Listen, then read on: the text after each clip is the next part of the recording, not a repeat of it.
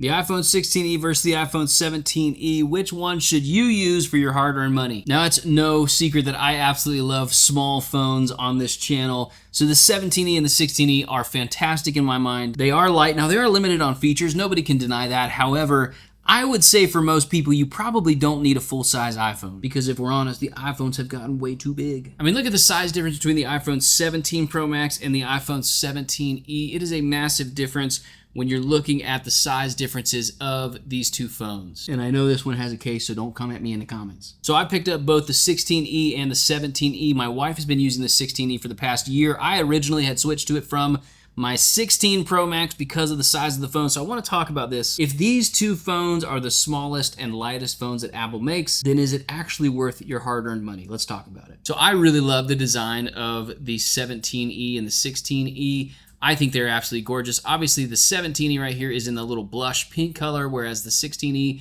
is in the white color. If I would have gotten a white, I don't think you could physically tell the difference between these two phones. They are skinny, they are small, they fit perfect in the hand, and one of the things I love about them is the fact that I can reach all the buttons. I don't have the biggest hands in the world, and so it's really helpful to have a smaller phone. Now, they are both 6.1-inch screens, which is more than enough screen than most people need. I know there are people who absolutely love having a massive screen. For me, your eyes adjust, you can bring it close to your face, all that stuff. Now, one big difference is the iPhone 16e only has Ceramic Shield 1, whereas the 17 has Ceramic Shield 2, so it is harder, it is more scratch resistant, and I think that's super important because this phone is one of those phones that I love using without a case. And if you're gonna use the 17e, you can now use MagSafe wallets. That leads me to today's sponsor, Moth. This is the trackable wallet stand from Moth, and I gotta say, I'm very, very impressed. The magnets on the stand are incredibly strong. No matter how hard I shake my phone, this thing is not coming off. And what's awesome is you can take your two most important cards and stick them in the top,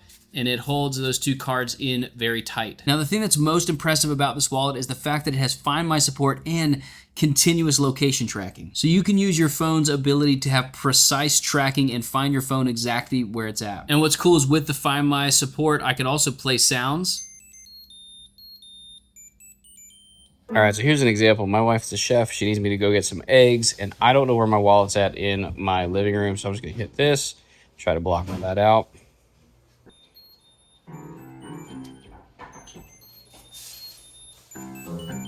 Bada bing, just like that. So I just love that there's a sense of security and I never have to go and redo all my wallets again because I can always find my wallet. Now, two more cool features about this, the fact that you can actually charge it with your regular wireless charger. That's always been my concern with these kind of trackable wallets. You do have to charge them. This one's about every 6 months that you have to charge it, so that's not a big deal at all, but you just plop it down on your wireless charger and it fills up, so you don't need extra cables for your wallet. So not only is it an awesome wallet, it's trackable, all of that, it's also an awesome stand for your phone. So it'll hold your phone up in a vertical position and it sits up this way so you can use it and watch your YouTube videos. And so what's cool is you can think of this as a MagSafe wallet with an AirTag without the bulk of an AirTag. So if you'd like to get your trackable wallet stand in one of these beautiful, beautiful colors, go ahead and click the link in the description below. Thank you, Mom, for sponsoring today's video. Let's jump back into it. So let's look at these screens real quick. They both are bright, they are vibrant, they look beautiful. Now, yes, it is only the 60 hertz on the display,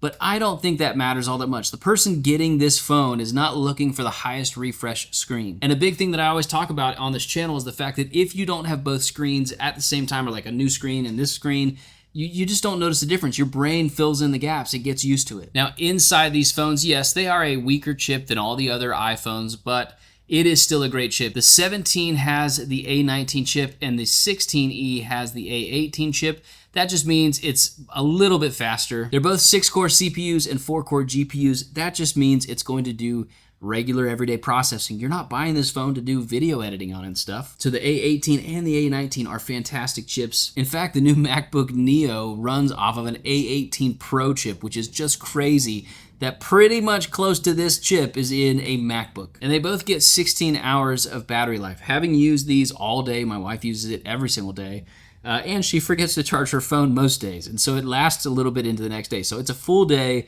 of regular usage for somebody who's not 24/7 addicted to their screen. It'll last into the next day for a couple hours. I would suggest charging it every night, but it is more than enough to get you through a full day's usage. Next, let's talk about the cameras on these phones. That is one of the main drawbacks that people are going to have when you're going with something like the 17 Pro Max. The 17 Pro Max has 3 different cameras, whereas the 17E and the 16E only have that one camera. Now, it is a 48 megapixel fusion camera, which sounds really cool. It's just a normal camera. So it's got 1x zoom and 2x zoom, but that's it. Now, that is not a major drawback. I think the only people that really need a lot more cameras are content creators and parents. However, my wife has used this for the past year, and our kids' pictures are fantastic. So here's just a small example of the 2x zoom in. It's not a crazy amount.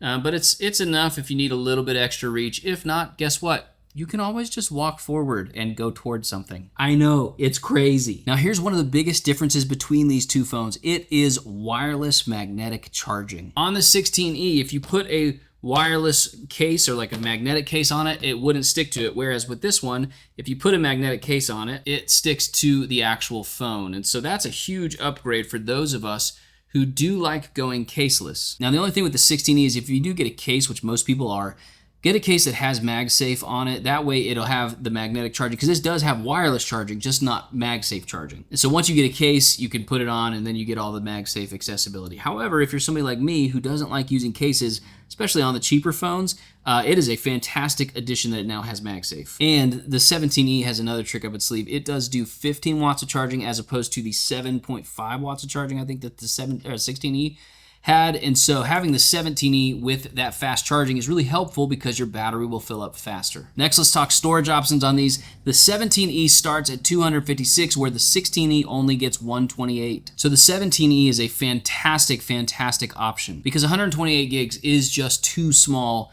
for most people. Now, if you do get like an iCloud subscription, your photos don't really count towards that, which is kind of cool. However, I just think most people need to go ahead and get the 256. That way you can get all the apps you need and you'll have enough space that you don't really have to worry about constantly deleting stuff. So right now on Amazon, you can get the iPhone 16E for about $425.